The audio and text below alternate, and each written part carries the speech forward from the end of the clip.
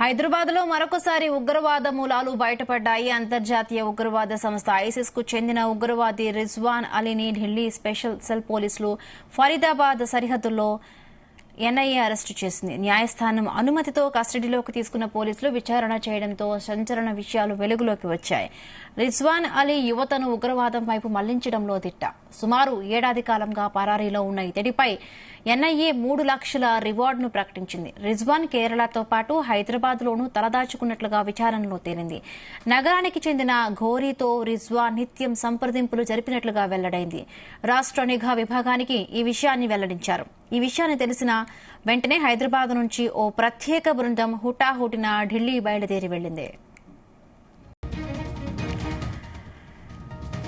ఇదే అంశానికి సంబంధించి మరిన్ని పూర్తి అప్డేట్స్ మా క్రైమ్ బ్యూరో చీఫ్ రవితేజ అందిస్తారు. రవితేజ, దేశంలో ఎక్కడ ఈ ఉగ్రవాద సంస్థలకు చెందినటువంటి ఉగ్రవాదులు పట్టుబడ్డా ఆ మూలాలన్నీ కూడా హైదరాబాద్ లోనే తేలుతూ ఉంటాయి. కాబట్టి ఇప్పుడు తాజాగా ఢిల్లీ స్పెషల్ పోలీసులు అదుపులోకి తీసుకున్నటువంటి ఐసిస్ ఉగ్రవాద కార్యకలాపాలకు పాల్పడుతున్నటువంటి రిజ్వాన్ ని స్పెషల్ సెల్ పోలీసులు అదుపులోకి తీసుకొని అతని విచారణ చేపట్టడము, తర్వాత అతన్ని కోర్టులో ప్రొడ్యూస్ చేసి కస్టడీలోకి తీసుకొచ్చిన తర్వాత ఇతన్ని ఫరీదాబాద్ సరిహద్దులో ఎన్ఐఏ అధికారులు ఉగ్ర కార్యకలాపాలకు పాల్పడతా ఉన్నారంటూ కూడా పక్కగా ఢిల్లీ స్పెషల్ సెల్ పోలీసులు అంటారు అదుపులోకి తీసుకోవడంతో అతను హైదరాబాద్ లో కేరళలో కొన్ని రోజులు తలదాచుకున్నానంటూ కూడా పోలీసుల విచారణలో చెప్పినటువంటి వెంటనే అక్కడ పోలీసులను కూడా అప్రమత్తం చేస్తూ అక్కడ ఎవరెవరితో ఇతను సంప్రదింపులు జరిపాడు, ఏ రకమైనటువంటి యాక్టివిటీస్ ఇతను కుట్ర పన్నాడు అనే దానిపై కూడా పూర్తి స్థాయిలో విచారణ జరుపుతా ఉన్నారు.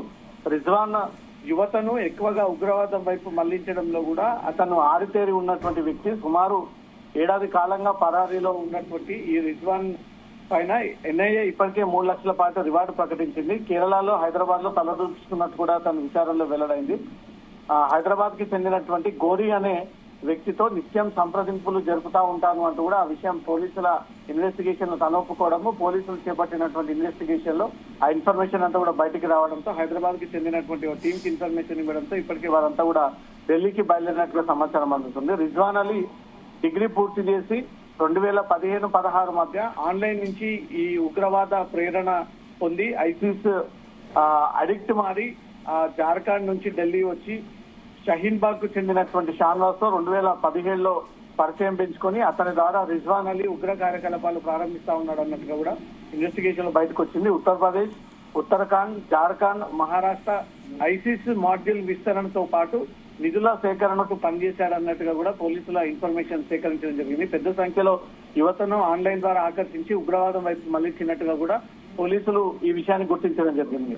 గతేడాది పూణే పోలీసులు షానవాజ్ మాడ్యూల్ గుట్టు రద్దు చేయడము, పలువురిని అరెస్ట్ చేయడము, ఈ పరిణామాల్లో అగాత్యంలోకి వెళ్లినటువంటి రిజ్వాన్ ఉత్తరప్రదేశ్ లోని చాలా రోజులు తలదాచుకొని తను ఢిల్లీ వైపు వెళ్తా ఉండగా పోలీసులు అతన్ని అరెస్ట్ చేసి దాని ద్వారా ఎవరెవరికి ఇతను కుట్ర పన్నేటువంటి ప్లానింగ్ ఇచ్చాడు, ఎంతమంది యువతని ఆకర్షణకి లోన్ చేశాడు, ప్రధాన కుట్ర ఏంటి, ఈ ఐసీఎస్ చెందినటువంటి ఎవరు ఇతనితో టచ్ లో ఉన్నారనే దాంతో కూడా అతన్ని కస్టడీలోకి తీసుకుని ఈ కేసుని విచారణ చేపడతా ఉన్నారు. బిల్లు right. Thank you Raviteja. Thanks for the updates.